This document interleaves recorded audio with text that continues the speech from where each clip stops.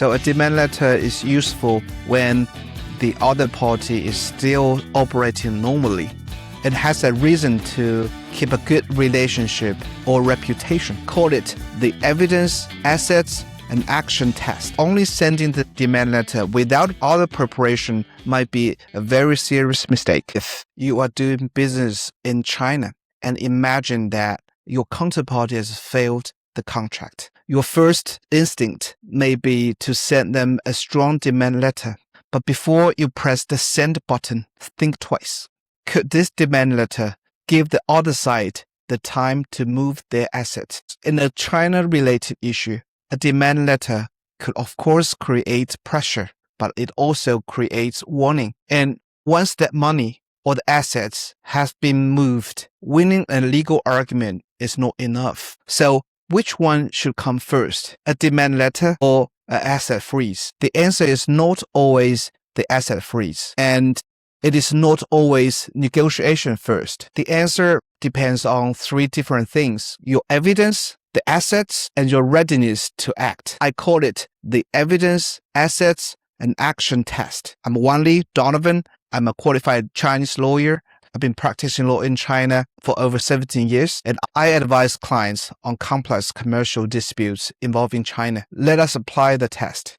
First, is your case ready? So before choosing sending a letter or freeze the assets, ask yourself that whether you are ready for either one. Do you know the exactly legal name of your China counterparty? Does the contract name that company or a different one? Where did the payment go? Do you know the evidence, the contract, the purchase order, the payment, the invoices, bank records, delivery records, and emails, key messages? And what are you exactly looking for? A refund, damages, further delivery of the goods, the return of the molds, the equipment, or the documents? This is the part many companies skip. They write a very aggressive letter before they know who they should sue, what they can prove, or what remedies they really want. The letter may get a reply, but it can also lock yourself in a weak position for your own case. Do not use the demand letter to discover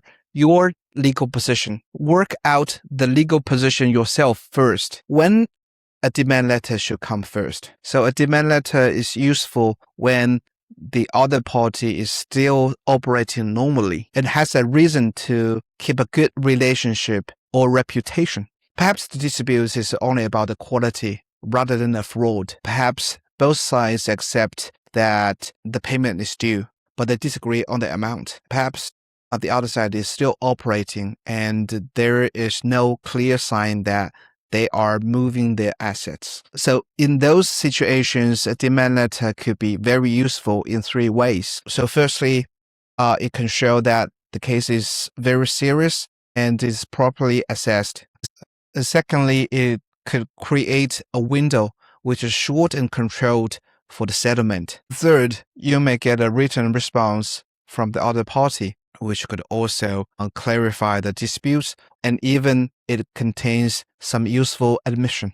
But a demand letter should not be at any time a 10-page performance of anger. It should identify the parties, the issue, your requirement, your requested timeline, and the consequences of further failure. It also should be written with the next stage in mind. It should be written as if that one day a judge will read it. The good part of a demand letter is pressure without immediate litigation. But the bad part is that the pressure comes with notice. And notice changes behavior. Why preparation should start before the reply arrives. Now consider the opposite situation. The counterparty is not responding. Its offices are to be closed and payments are being redirected to other companies or even personal bank accounts. And the business is selling major assets, and the shareholders are looking for a reduction of their contribution in the shares. So in those situations,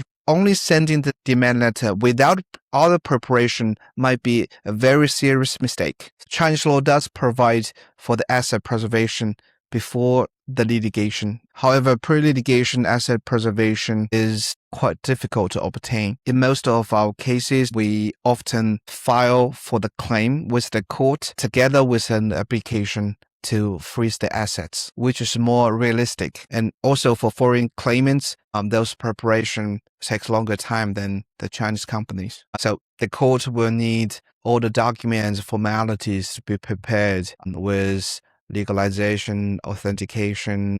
So all the procedures takes longer time.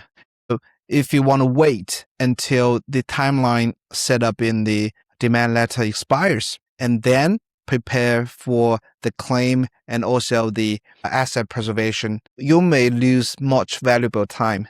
And in practice, the period from filing the case and applying for the asset preservation to the assets are actually preserved is often 1 to 2 months. And in busy courts, it takes longer. That's why it is always the best approach to run the 2 tracks at the same time. Track 1, to send a focused demand letter to test whether a negotiation is possible. And track 2, start preparing for the claim and the asset preservation. And the preparation may include identifying the wrong defendant, the right forum, the right court, and the right arbitration.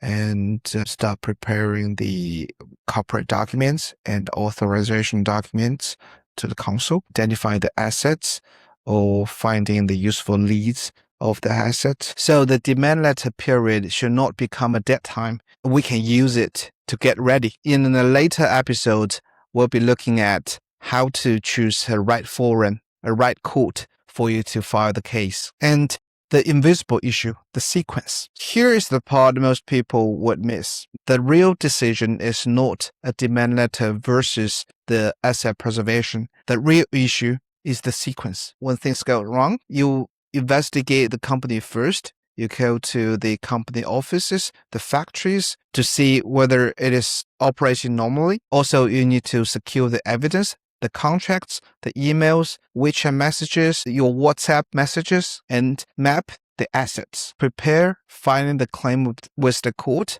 and also the assets preservation while the demand remains open. And only then decide whether to send a demand letter, open a settlement window, or file the claim without prior warning. In an exceptional case, the right sequence might be prepare quietly, preserve first, negotiate second. But in many foreign-related cases, the practical sequence is send a focused demand letter, prepare the filing at the same time, file and apply for preservation when the settlement fails. And sometimes the right answer is neither, because the defendant is wrong, the evidence is weak, or the likely recovery does not justify the cost. That is why the right question should not be, can I send a demand letter tomorrow? The first question should be, what must we know before the other side knows that we are coming? So demand letter or asset freeze, which should come first in China? Use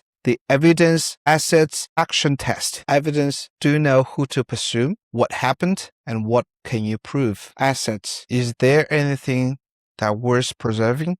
Do you know any leads? What are the assets and what are they located? Action, are you preparing the right documents, choosing the right forum, the right court, the right claim, legal arguments, and the foreign company documents while the demand is still open? If the assets are stable and the settlement is realistic, send a focused demand letter, but use that time to prepare for the next step. If the assets appear to be at serious risk, assess whether a demand letter is sensible at all. Because in a commercial dispute, the first letter may trigger a negotiation. It may also start to come down. So follow me on practical guidance on resolving dispute in China. If you are facing a commercial dispute in China, send me a message and I will get back to you.